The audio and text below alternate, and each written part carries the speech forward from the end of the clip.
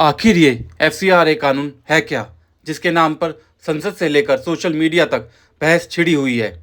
नमस्कार दोस्तों, facts to know में आपका स्वागत है। आइए आज जानते हैं एफसीआरए कानून के बारे में। एफसीआरए कानून की पूरी जानकारी, ये कानून क्यों बनाया गया, 2026 में सरकार क्या बदलाव करने जा रही है, किस पर पड़ सकता है इस कानून का असर, आइए जानते हैं। एफसीआरए कानून का पूरा नाम है foreign contribution regulation act, Hindi में विदेशी अंशदान विनियमन अधिनियम। यह कानून तय करता है कि भारत में कौन कौन से व्यक्ति, एनजीओ, ट्रस्ट, सोसाइटी या संस्था विदेश से पैसा ले सकती है और किन शर्तों पर ले सकती है। इस कानून का मकसद यह सुनिश्चित करना है कि विदेशी पैसा भारत की राजनीति, चुनाव, राष्ट्रीय सुरक्षा या सार्वजनिक हितों को प्रभावित ना करे। यह कानून गृह मंत्रालय के तहत लागू होता है। एफसीआरए का इतिहास। एफसीआरए पहली बार 1976 में लागू किया गया था। इसके बाद 2010 में नया एफसीआरए एक्ट आया। एफसीआरए कानून में बदलाव की यात्रा। 2010 के बाद सरकार ने इसे और सख्त किया और 2020 में इसमें फिर संशोधन किए गए और अब 2026 में फिर से नए संशोधन प्रस्तावित किए गए हैं। समय के साथ और अधिक पारदर्शिता, जवाबदेही और राष्ट्रीय हित की रक्षा की दिशा में कदम। 2026 के प्रस्तावित संशोधन का सबसे बड़ा बदलाव, यदि किसी संस्था का एफसीआरए लाइसेंस समाप्त हो जाता है या रद्द हो जाता है या उसका नवीनीकरण नहीं होता, तो विदेशी धन से बनी संपत्तियों का प्रबंधन सरकार द्वारा नामित एक डेजिग्नेटेड अथॉरिटी को सौंपा जा सकता है। इस बदलाव का उद्देश्य है विदेशी धन से बनी संपत्तियों का दुरुपयोग रोकना और सार्वजनिक हितों की सुरक्षा करना। 2026 संशोधन का प्रावधान, यह प्राधिकरण उन संपत्तियों की देखरेख करेगा और कानून में बताई गई प्रक्रिया के अनुसार उनका उपयोग या निपटान किया जा सकेगा।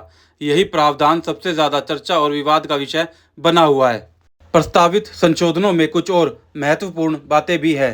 पॉइंट 1, एफसीआरए पंजीकरण विशेष उद्देश्य और विशेष राज्यों और केंद्र शासित प्रदेशों के लिए सीमित किया जा सकता है।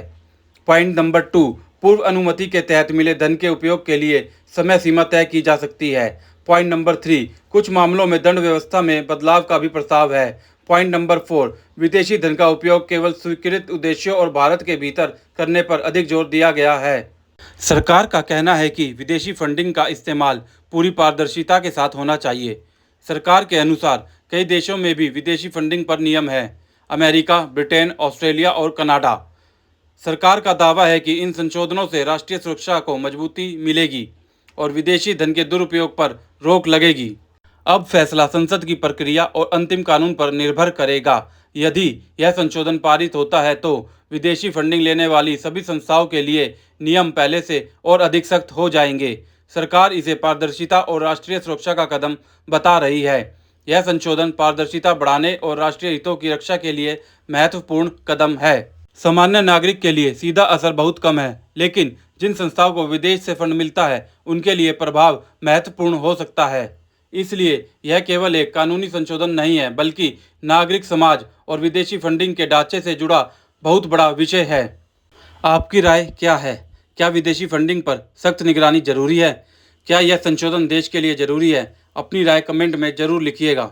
यदि आपको मेरी यह वीडियो पसंद आई हो तो इसे ज़्यादा से ज़्यादा शेयर कीजिए, वीडियो को लाइक कीजिए, मेरे चैनल को सब्सक्राइब करना बिल्कुल भी ना भूलें। इस विषय पर आपकी क्या राय है? अपनी राय कमेंट बॉक्स में ज़रूर लिखिएगा। जय हिंद, जय भारत, वंदे मातरम। Thank you so much.